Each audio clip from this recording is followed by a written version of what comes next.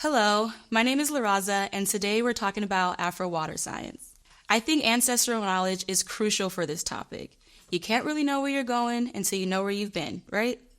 After I self-published this book right here, Restoring the Fundamentals, Heal Your Roots Through Mindfulness and Self-Love, I went on a journey for more knowledge. I learned about so many different men and women who have paved the way for me to be a hairpreneur. But today, I'm so thankful to have rediscovered Dr. Cheryl Morrow. His scientific accomplishments are inspiring the conversation today. And with that being said, I'd like to introduce Ms. Cheryl Morrow, Dr. Morrow's daughter, who in her own right has upheld and contributed to the hair care principles of her father's legacy.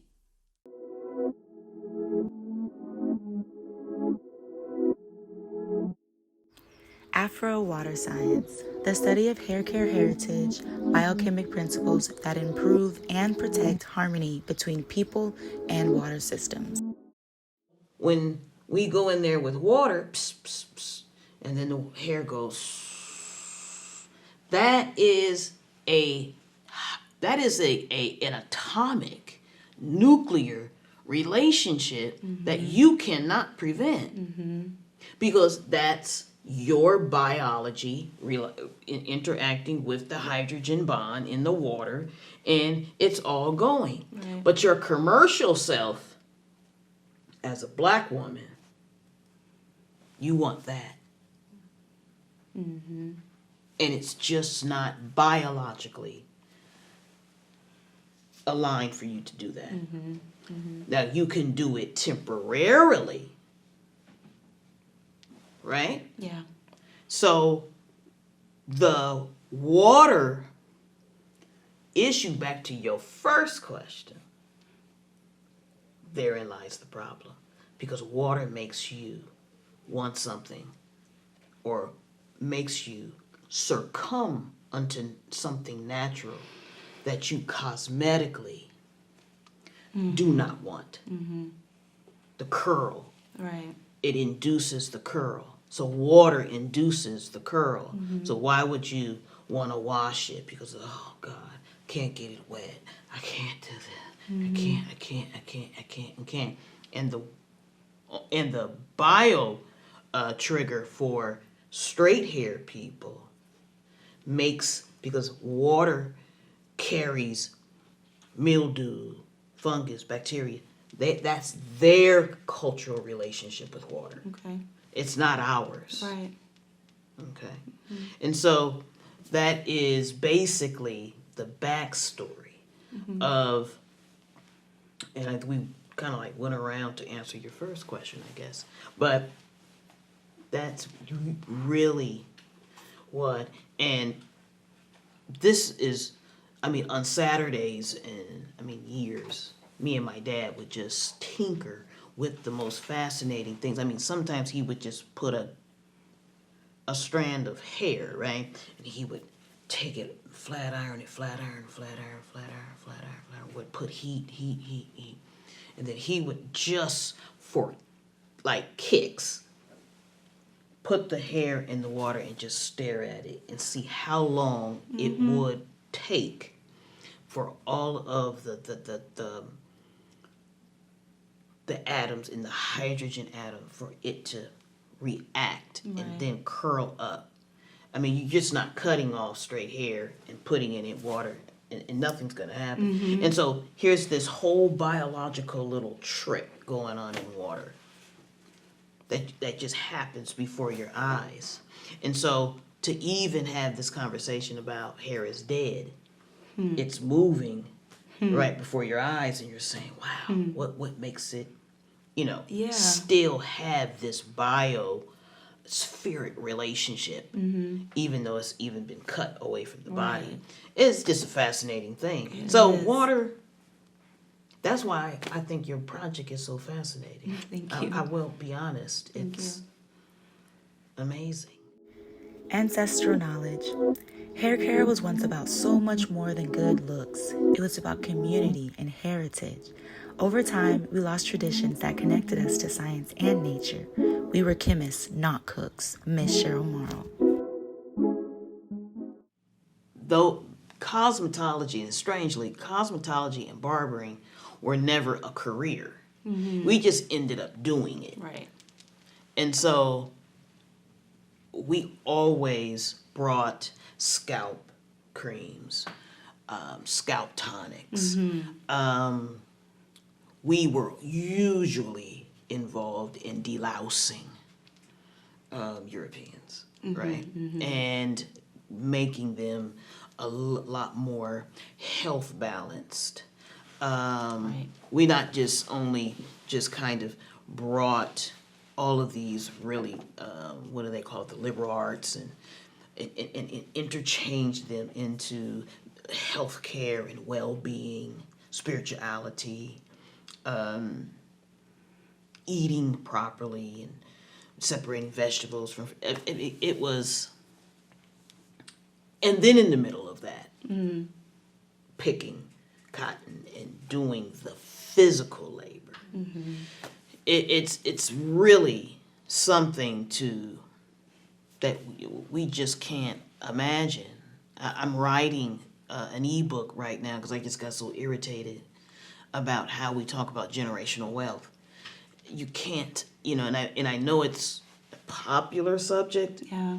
But when you talk about all of what we brought, that's just the soft stuff, just the intelligible, just the intelligence, Right. just that. Right. It's a lot to even comprehend. Restoring the Fundamentals Workbook. Have you ever found yourself oversaturated by unfamiliarity when confronted with an untamed mane? I know I have. Maybe this is because we've been taught compromising processes that minimize and neutralize our natural hair instead of practices that embrace our hair's texture. I speculate that we've been taught this behavior out of ignorance. Page 6. In Dr. Morrow's book, on actually page 54, he mentions that there's actually even genetic differences like between Black people, right? So in addition to the race mixing and then us having those genetic differences, right? What would you say about, or can you speak a little bit about the different hair types? Or I've even heard you refer to as hair variants, right? Can you speak a little bit about how that and then like environmental things have really created variants from the original Afro hair strand? I'll be the first one to say I do realize that it is, when you really get into this subject, and Raza, you bit off probably one of the biggest ones, and the most deep, because we have never gotten this conversation correct, right? Okay.